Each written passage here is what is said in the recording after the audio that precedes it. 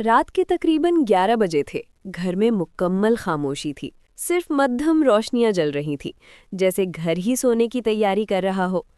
मेरी बीवी अपनी बीमारी की वजह से पहले ही सो चुकी थी, जिसने तन्हाई को मजीद गहरा कर दिया।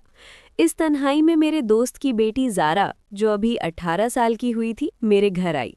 उसके वालिदैन शादी के लिए दूसरे शहर में थे और उसे अकेला नहीं छोड़ना चाहते थे, इसलिए वो मेरे घर ठहर गई। हमने एक कमरा शेयर किया क्योंकि दूसरा कमरा किसी काम से बंद था। कमरे में एक बड़ा डबल बेड और एक सोफ़ा था। मैंने उससे कहा, ज़ारा तुम बेड पर सो जाओ, मैं सोफ़े पर ठीक हो जाऊंगी। लेकिन ज़ारा ने फ़ौरन कहा, नहीं अंकल, आप बेड पर सो जाएं, मैं फ़र्श पर चादर ओढ़कर सोऊंगी। मैं उससे मुतासिर हुआ कि वो कितना ख्याल रखती थी। मैंने कहा, नहीं प्यारे, ये ठीक नहीं है, रात को बहुत सर्दी होती है, ये गैर आरामदायक हो जाएगा। तुम बिस्तर पर सो जाओ, मैं एक तरफ सो जाऊंगा। बिस्तर काफ़ी बड़ा है। थोड़ी हिचकिचाहट के बाद ज़ारा राज़ी हुई और बोली, ठीक है अंकल, लेकिन आप एक तरफ सोएंगे और मैं दूसरी तरफ सोऊंगी। हम दोनों बेड पर लेट गए। कुछ देर तक सब कुछ ठीक रहा। खामोशी थी, लेकिन मेरे जहन में अजीबो-गरीब ख्यालात आने लगे। ज़ारा पहले से ही खूबसूरत थी। अपनी बड़ी बड़ी आँखों, लंबे रेशमी बालों और उसका जिस्म, जो अब नश्वोनुमा पा रहा था, मेरे लिए एक अजीब सी कशिश रखता था। मैं जानता था कि ये बिल्कुल गलत था। वो मेरे दोस्त की बेटी थी, वो मेरे लिए एक बच्चे की तरह थी। लेकिन शायद मेरी बीवी की बीमारी और तन्हाई ने मेरा दिमाग इतने अरसे से कमज़ोर कर दिया था। मैं अपने दिमाग पर काबू ना रख सका। मैंने बहुत आहिस्ता से अपना हाथ बढ़ाया और उसकी टांग को छुआ। ज़ारा ने फ़ौरन अपनी टांग हटा ली, लेकिन उसकी सांसें तेज़ हो चुकी थी। मैंने सोचा कि वो जाग रही है, लेकिन उसकी आंखें बंद थीं। थोड़ी देर बाद उसने अपनी टांग मेरी तरफ बढ़ाकर मेरी टांग पर रख दी। मेरा दिल धड़क गया। मैंने सोचा कि शायद वो भी वैसा ही महसूस कर रही है जैसे मैं था। सुबह के 1:30 बज रहे थे। घर में बिल्कुल कोई नहीं था। दरवाजे बंद थे, रोशनियां मध्यम थी। ज़ारा आहिस्ता से मेरी तरफ मुड़ी और अपना हाथ मेरे सीने पर रखा। मैंने उसे नहीं रोका। इसके बजाय मैंने उसका हाथ पकड़कर अपने दिल पर रख दिया। उसके दिल की धड़कन भी बहुत तेज़ थी। हम दोनों बिल्कुल खामोश थे, लेकिन हमारे जिस्म एक दूसरे से बातें कर रहे थे। थोड़ी देर बाद ज़ारा ने अपने होठों को मेरे करीब लाया और आहिस्ता से मुझे चूमा। मैं चौंक गया, लेकिन मैंने बोसा वापस कर दिया। अब हम मुकम्मल तौर पर एक दूसरे में खो चुके थे। ज़ारा ने बहुत आहिस्तगी से कहा, अंकल, मैं आपको काफ़ी अरसे से पसंद करती हूँ, लेकिन मैं ये कभी नहीं कह सकी।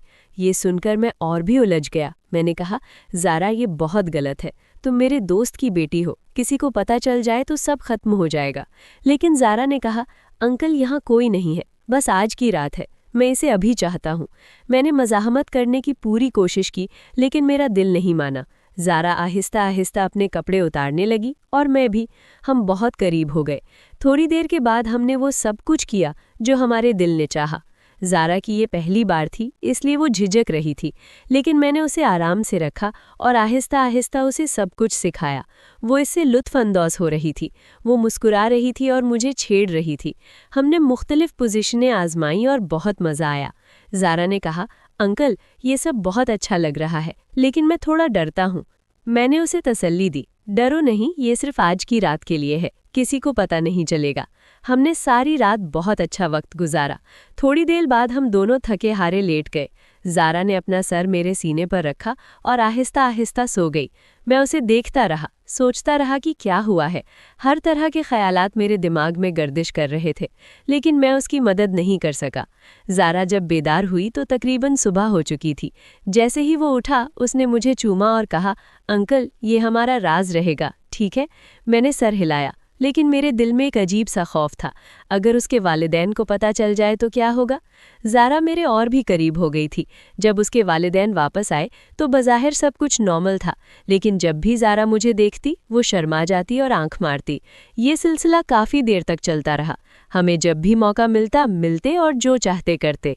ज़ारा ने अब मुझे चाचा के बजाय जान कहा और मैंने उसे प्यारी कहा। लेकिन एक दिन उसके वालिद को शक हुआ। उसने ज़ारा का फ़ोन चेक किया और हमने जो कहना था वो पढ़ लिया।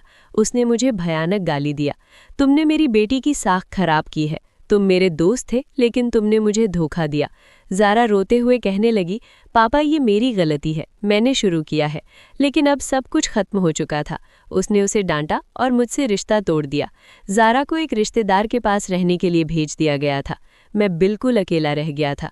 मैं दिल शिकस्ता था और बहुत अफसोस हुआ कि एक लम्हे की खुशी ने मेरी सारी जिंदगी बर्बाद कर दी। ये कहानी हमें बहुत कुछ सिखाती है। हमें जज्बात के ज़ेरे असर कभी गलत कदम नहीं उठाना चाहिए, खासकर जब बात किसी की बेटी या नई नस्ल की हो। रिश्तों की हदें पार करने से पहले 100 बार सोचना चाहिए। एक गलती पूरे ख़ानदान को तबाह कर सकती है। एतबार टूट जाता है, इज्जत खत्म हो जाती है और जो कभी खुशी थी वो दर्द में बदल जाती है। हमें हमेशा अपने जज्बात पर काबू रखना चाहिए। हमें सही और गलत में फ़र्क करना चाहिए और रिश्तों का एहतराम करना चाहिए।